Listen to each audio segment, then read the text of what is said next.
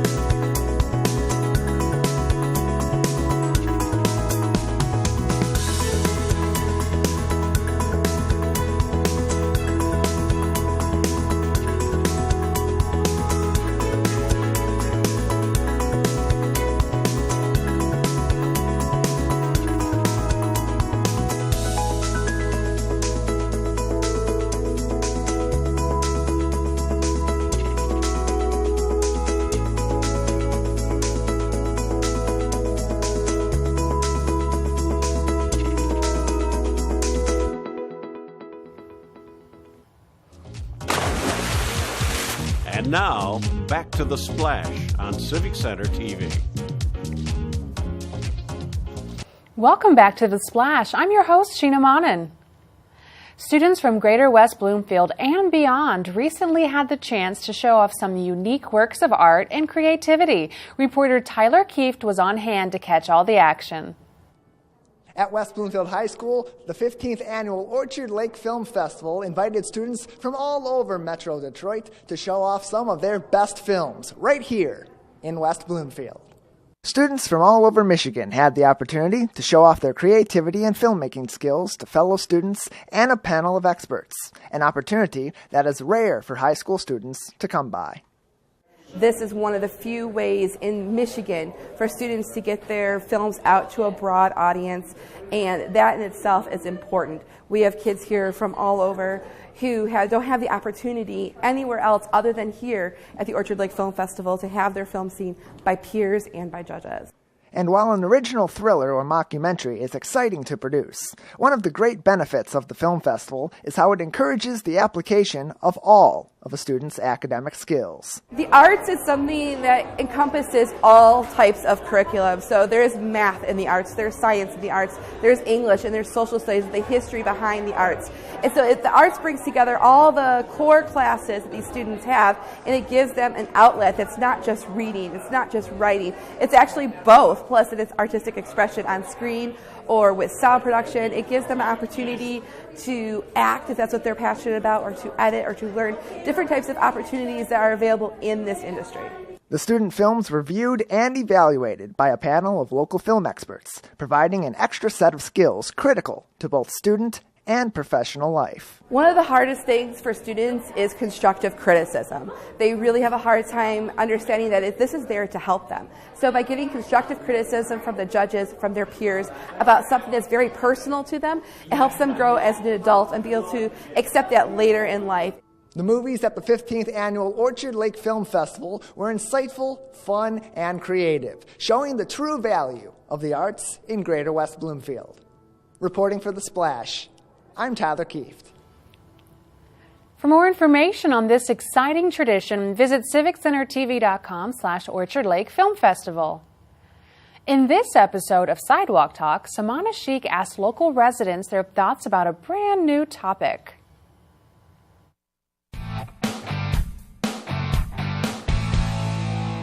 A Walk to Remember is a movie that I can't stop watching whenever it's on. What movies do you get riveted by?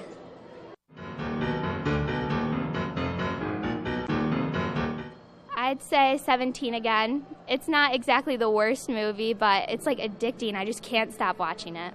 Is it the one with Zac Efron? Yes, Zac Efron, my love. Probably Boys in the Hood. What's that? It's a movie.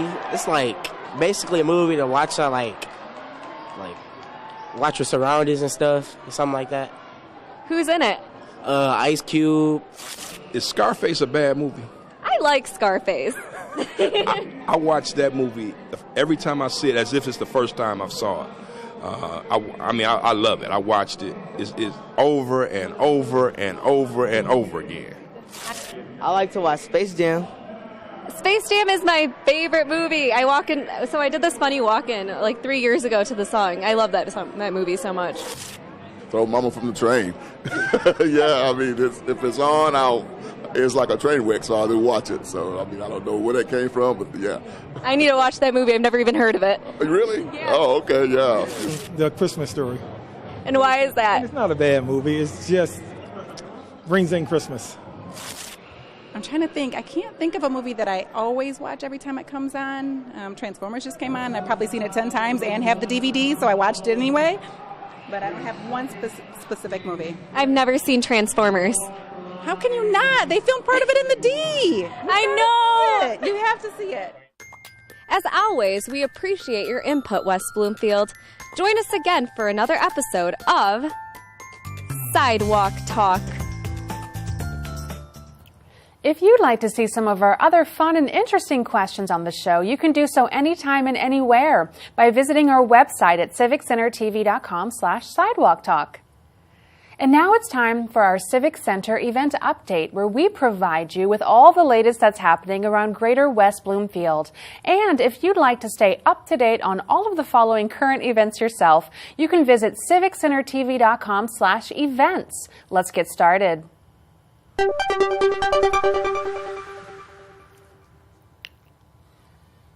Solicitors will be canvassing in West Bloomfield over the next few months. Renewal by Anderson is canvassing now through April 10th on Monday through Saturday from 9 a.m. to 7 p.m. Additionally, Comcast will be canvassing Monday through Saturday from 9 a.m. to 7 p.m. now through May 5th. Please be advised that these solicitors are approved to be canvassing in the area. For more information, please contact the West Bloomfield Clerk's Office at 248-451-4848. Treat your muscles to a morning of gentle therapeutic yoga at Spirit of Grace Church. Delightful, gentle yoga is appropriate for adults in all levels of physical activity. Experience is not necessary. Delightful, gentle yoga is taking place every Wednesday from 11 a.m. until noon. Drop-in price is $7 per class, or a monthly rate of $25 is available as well. It is encouraged that you bring your own yoga mat and be prepared to meet new friends and walk away with a better sense of your own well-being. For more information, visit spiritofgrace.church.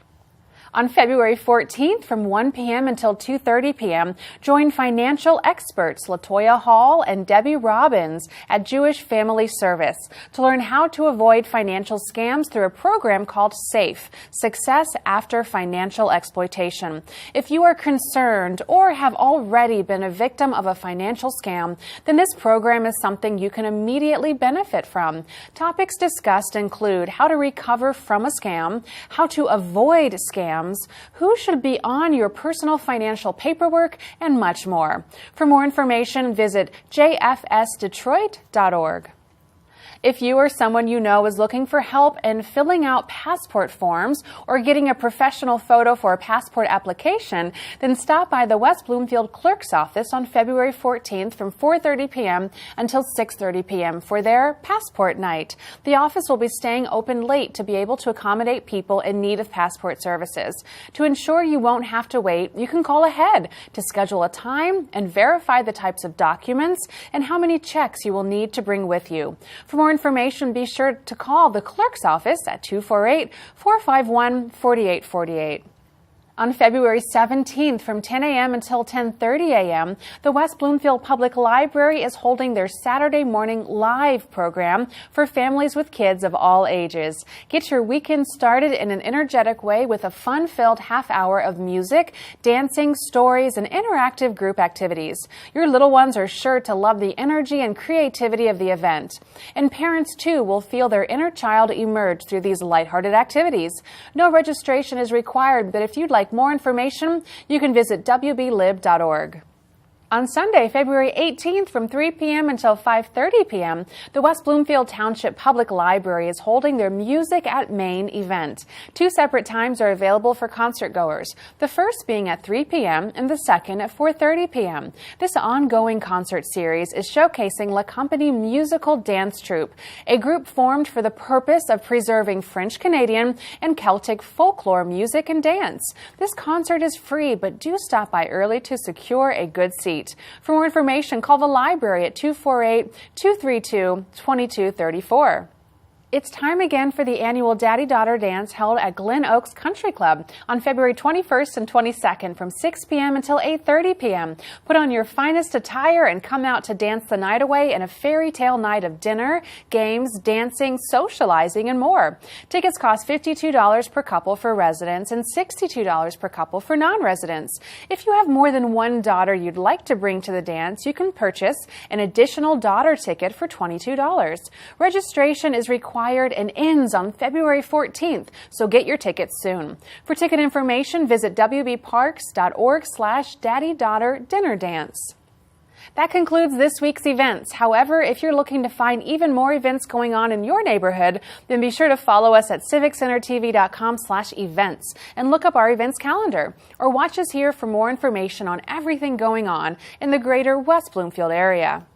As we head into the break, stay tuned because afterwards I'll be talking with Major Bill Burnett, founder, president, and historian of the Macon-Thomas West Bloomfield Chapter of the Tuskegee Airmen. Don't go away.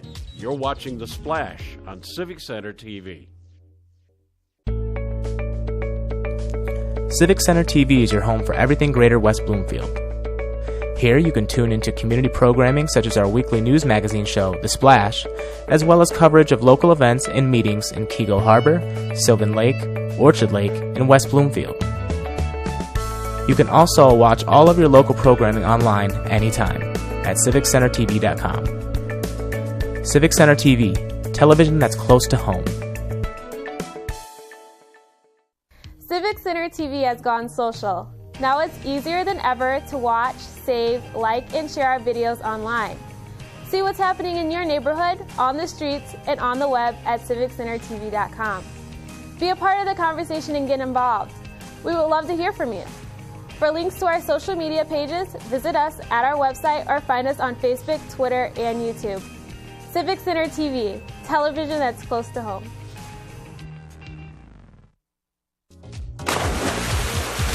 And now, back to The Splash on Civic Center TV. Welcome back to The Splash. I'm Sheena Monnin. In the studio with me this week is Major Bill Burnett, founder, president, and historian of the Macon-Thomas West Bloomfield Chapter of the Tuskegee Airmen. Major Burnett, thank you for being here with us today. Thank you for having me. I'm very excited. Lots of history we're going to be talking about, lots of current things, and even future things too. So let's go ahead and jump right into it. For those watching, tell us a little bit, who are the Tuskegee Airmen? What is that organization?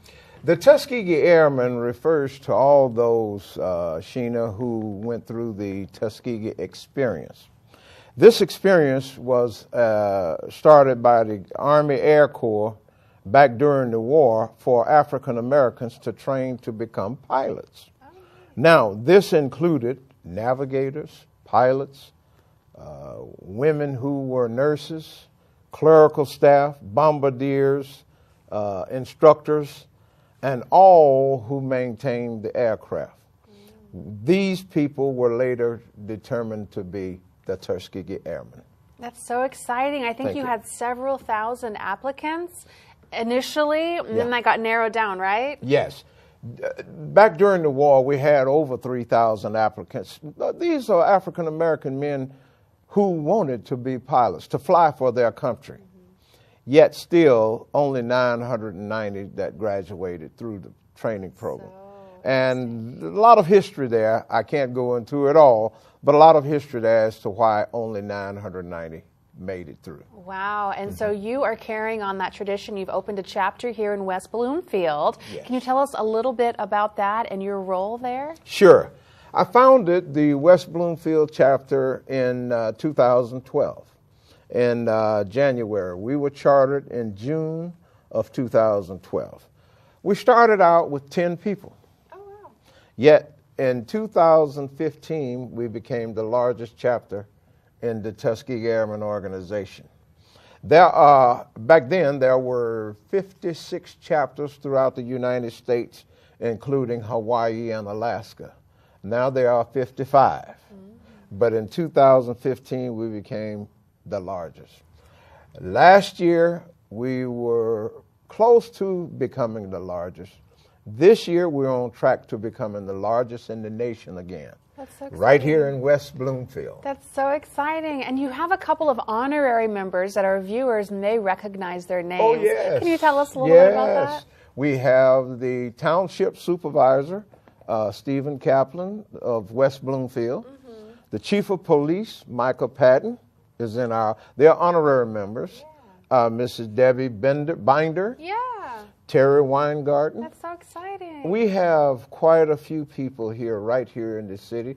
The superintendent of West Bloomfield Schools, Dr. Hill, are also honorary members. And we are growing. That's so cool. We've grown faster in January this year than we did over a 4 or 5 month period last year.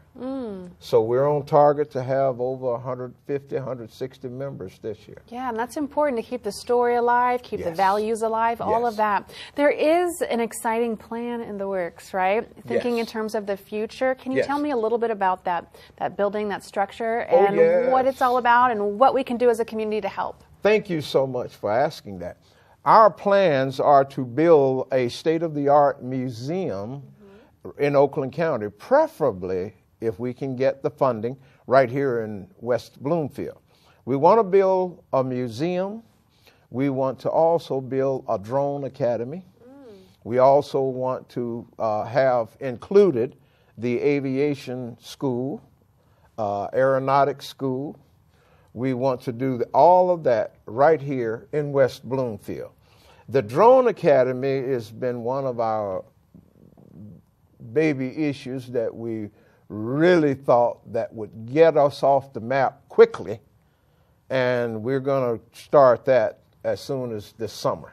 That's so cool. We also have a tennis team for young kids 7 years of age through 17.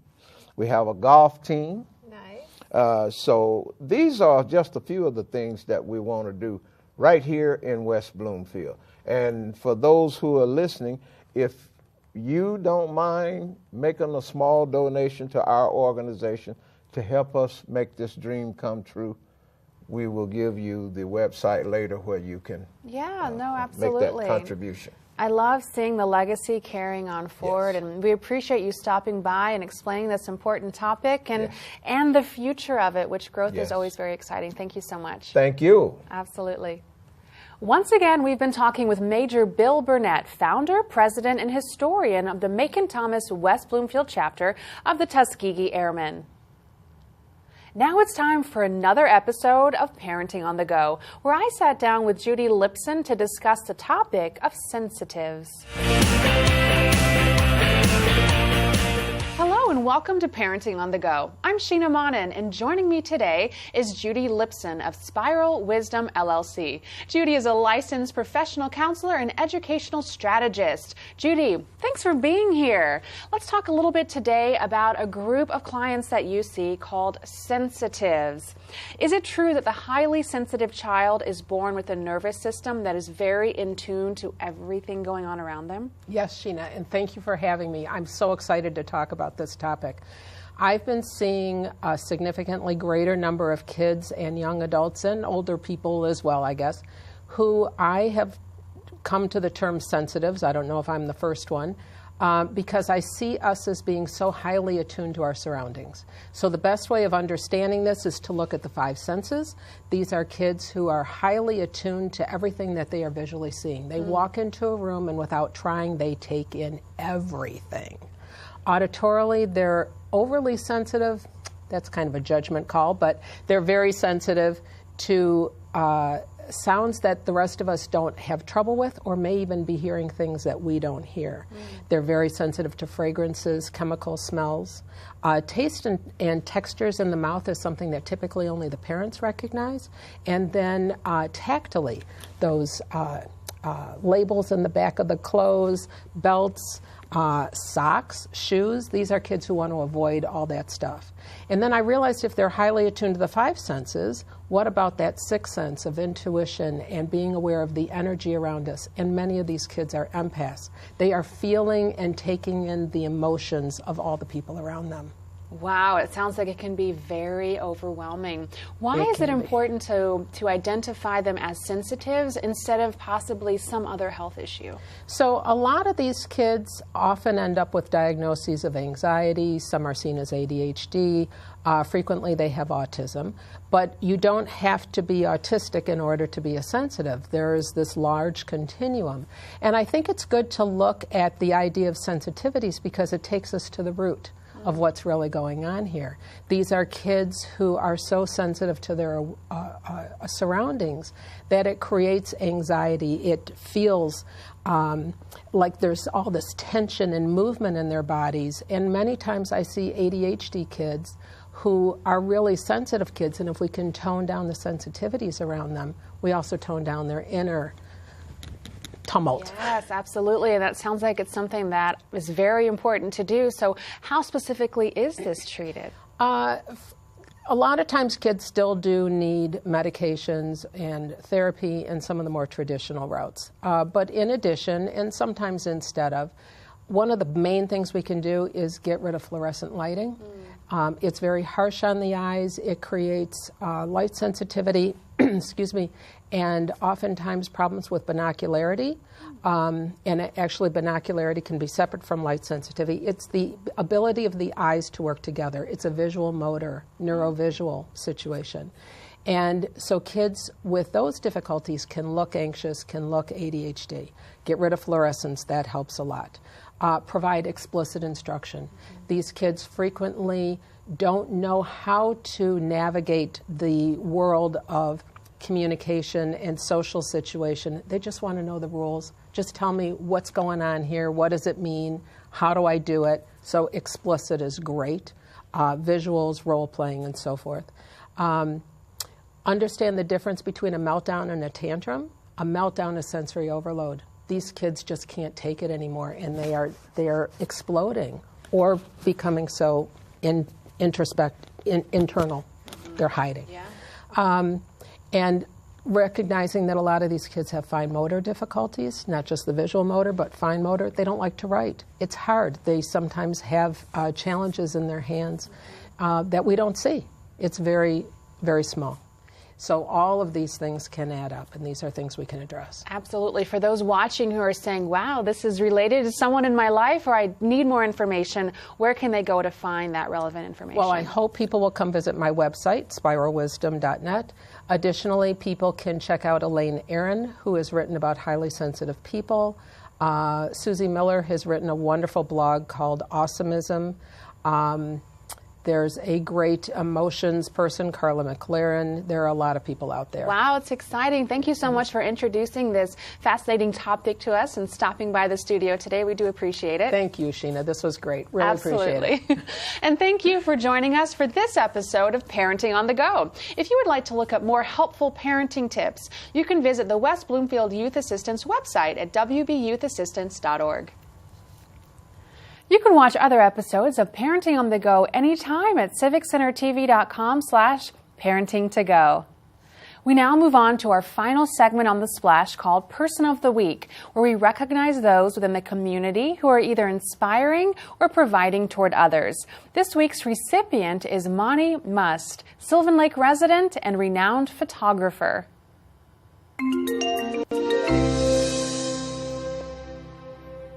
After the tragic loss of her daughter, Maya, Mani felt devastated, lost, and was short on hope. Soon after, Mani connected with Holocaust survivors with an opportunity to tell their stories through photographs, providing the survivors with some form of hope, closure, and connection lost in the depths of tragedy. Little did she know that support would go both ways. Mani led a photographic history project with her friend Linda and her daughter Sabrina called Living Witnesses, telling the stories of Holocaust survivors with a brief synopsis of their experience during the war and who they are today. Mani traveled the world meeting survivors and, in turn, reconnecting relationships long lost during some of the world's greatest horrors. Additionally, Mani is also involved with Beaumont Hospital, where she photographs babies who are on life support and those who have passed away, providing an everlasting memento for those who lost a lifetime of memories. It's Mani's belief that we should take whatever talent we have and help people. Mani is helping others who have faced great tragedy in life recover with her artistic talent, dedication, and true care for others, which is why she is our Person of the Week. If you know someone who is providing a service to their community, then let us know by sending an email to thesplash@civiccentertv.com. We want to congratulate those who are making a difference in our area, and we appreciate all of your suggestions. That's going to do it for us this week, but remember, you can watch new episodes of The Splash every Monday at 5:30 p.m. or throughout the week for replays. You can also watch every episode online at civiccentertv.com. Don't forget to follow us on Facebook under Civic Center TV 15, YouTube at Civic Center TV 15, and on Twitter at Civic Center TV for more information. For all of our friends in Sylvan Lake, Orchard Lake, Keego Harbor, and West Bloomfield, I'm Sheena Monnin. Thank you for watching The Splash.